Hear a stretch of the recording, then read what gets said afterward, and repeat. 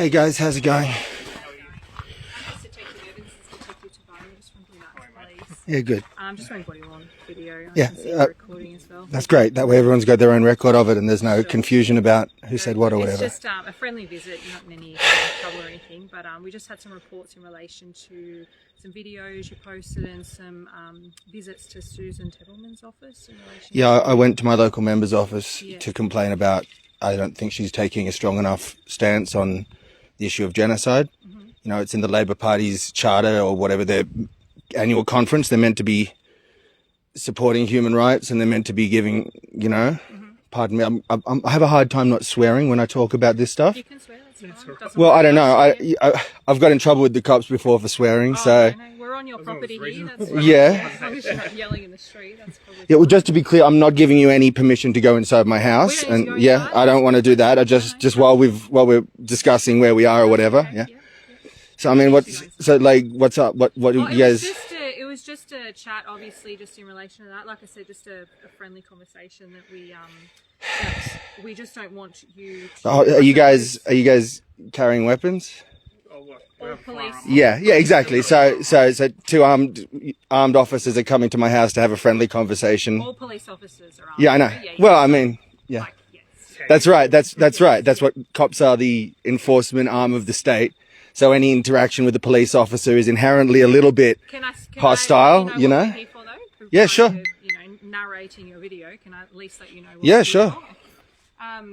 It's in relation to obviously visiting staff members that for Susan Tebbleman's office and making sure that you're not making any threats towards them. Well, who did I threaten and what did I say? So there's not been a report yet of any threats, but there have been reports and videos online of you speaking harshly, I suppose, to staff members and causing fear for those members. So we're just letting you know not to maybe... Well, I'm experiencing fear. I'm experiencing fear that we're losing the human rights norms and that our future's not safe and that the political machine is kind of ground to a halt, you know, and that if there's not some insertion of urgency and emotion and sort of moral righteousness, if I dare be so grandiose as to say that we should actually, you know, give a shit about human rights and that maybe getting upset and emotional is it, what's his name? Is it Brian or something? What was his name? The bloke that I actually sat down with and had a conversation with.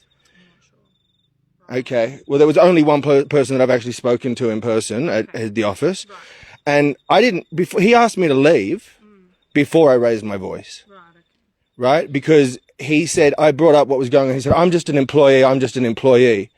And I said, well, I've forgotten his name now, but I said, well, mate, what would it take for you to quit this job? What would be something that the Labor Party was sort of participating in or co-signing that would be too much for you? And he stood up and asked me to leave at that point. So that wasn't why I was asked to leave. It wasn't because I raised my voice. Then I lost my temper because I felt like I wasn't getting a fair hearing.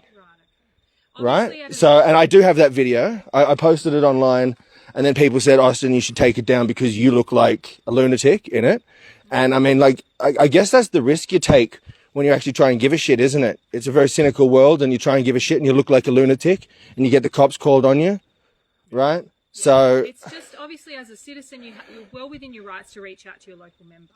The only issue that it's going to be where police get involved is if you start to make threats. Well, I haven't made any threats. Great, and we just don't want you to in the future. Okay, that's all. Well, you know, like the comments, or you said the comments were being made that you appear as a lunatic on the video. Yeah, just because my voice is really loud, and well, I mean, if you put yourself in their shoes, and you're there in person, and they're seeing you in person, if you're getting angry or whatever, how they might take that.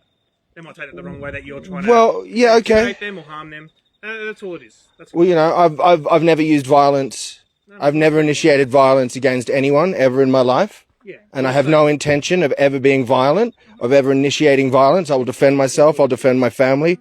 But I am not a violent person and no one has any reason to think that I would be violent. I'm upset about violence. Yeah. You know, I mean, you know, 50 people at least have been sort of murdered in the last 24 hours. And that's been this sort of ongoing... I've been calling Susan's office pretty much every day. I've been calling her office every day and emailing every day since the ceasefire was broken. Okay. Right? Because we had a moment where it looked like, and it's just outrageous that where the bombing is going on constantly. Mm-hmm. Right? that's against the law, and Australia has signed international treaties, and the legitimacy of the law depends on it actually, being followed in some consistent way. So that you guys being able to do your job and expect everybody here to follow the law and drive on the left-hand side of the road and all of that relies on the fact that the Prime Minister is going to do his job and Susan Templeman's going to do hers, and they're all obliged to speak out and act to prevent genocide from happening, and genocide's happening in the Middle East right now. So that's what's going on, and I think my emotions about it are quite appropriate. Okay. The only issue that you might have as well is if you are emailing people every day and telephoning them every day. Well, I'm aware. If she responds, then maybe I'll, I don't know if it was every day, but it's been with increasing frequency, and it's been normally on the back of a specific event. Like the day I went to the office, it was because 15 paramedics had been killed by Israel and buried in a mass grave. 15 ambulance workers, first responders like you guys. And actually they were responding because the police had been shot. The Gaza police, the people who are the cops in Gaza who just stop people being robbed and stuff, not Hamas guys, civilian police, got ambushed by Israeli forces and killed. And then when the Ambos showed up to try and see if they could save anybody, they were all murdered too. Okay. So, right? So look, I mean, I understand you're obviously passionate about the politics and what's going on overseas and everything, but the only reason we're here is to make sure that you're not committing offences by going to a politician's.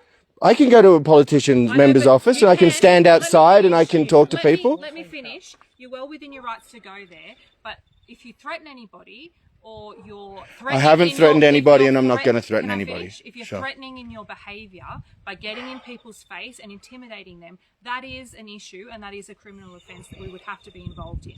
Okay? So well, where's the line? Where's the line? Help me out here. Where's the line where I'm allowed to be emotional and upset about something, and where my emotion starts to make other people feel like the situation's out of control because they're not ready to sort of feel the same level of emotion as me? That makes, you know what I mean? Like this is... No, I don't know. You don't know? What are you asking? Well, what's the boundary where there's this sort of... I understand that like there's a phrase from... Where you are now would be, I think, is acceptable. But if you're going, well, this is. Hang on. Well, look, this is on. And if you watch this video, hold on. Yeah. I'll sound really loud because I'm holding the camera. Hold on, please let me just. Yeah, it's about me holding the. You're asking where the line is. But if you're going to start going making threats, you're going to cause people. I haven't threatened anybody. I'm not saying you have, but I'm saying. Every time you say it, I'm going to remind you that I haven't. Oh, I'm not saying you have. But if you get more agitated, more aggressive, raise your voice, getting in people's faces, it's like if you get closer than what we are now, it'd be deemed as possibly being intimidating. Well, the only reason I got close to him is because I had to walk through the door. Right? That was the closest I got to him, is because he's standing there holding the door open and I'm leaving exactly when he asked me to leave. Okay.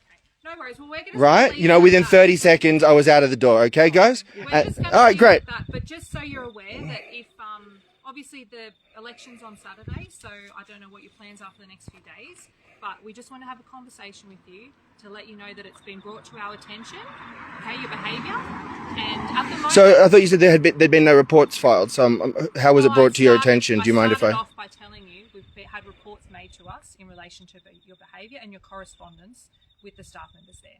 Okay? So this is all about my correspondence with my federal member? And your videos posted online? Which videos do you... There's Instagram video. Yeah, I just posted a song as well on Instagram. You guys check it out. I actually watched it. Yeah. Which one? The one that you dedicated to a friend. The video that you... I don't know. Yeah, it was dedicated to my friend Liz. Yeah. Yeah. I saw that. Anyway, we'll leave it at that. Okay. So that's it for now.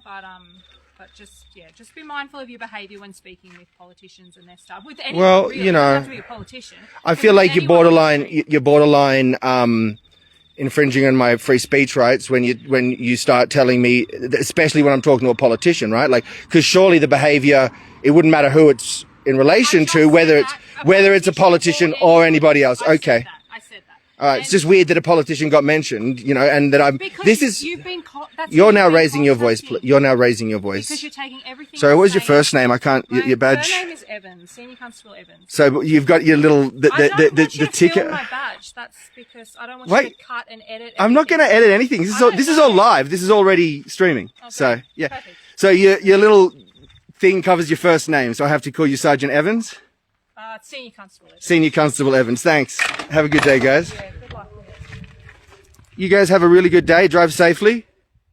Free Palestine.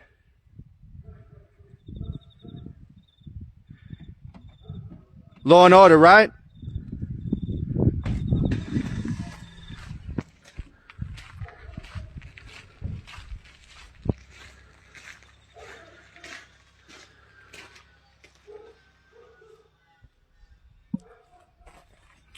So that was the